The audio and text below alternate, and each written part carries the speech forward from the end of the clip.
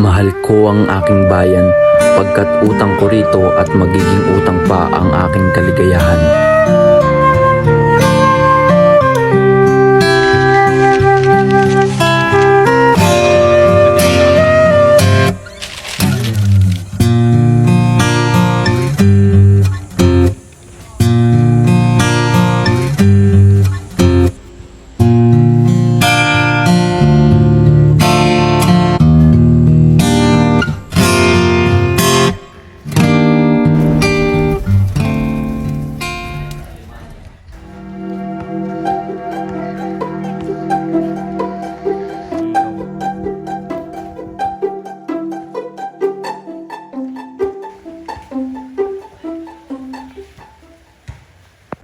Magandang umaga mga panauhin.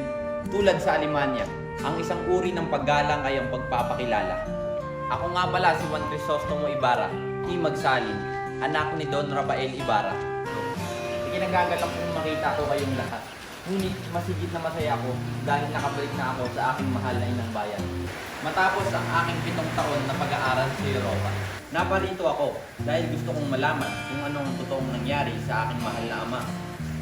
Ngunit bago ang lahat, nais ko munang puntahan ang aking mahal na si Maria.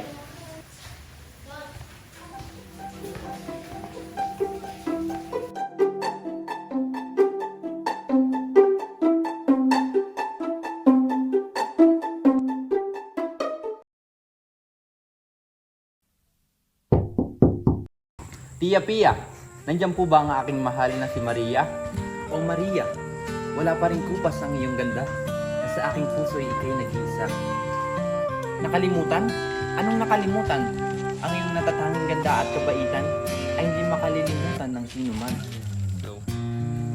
Ito, ang isang tuyong dahon ng sambong bilang patunay na hindi kita nakalimutan.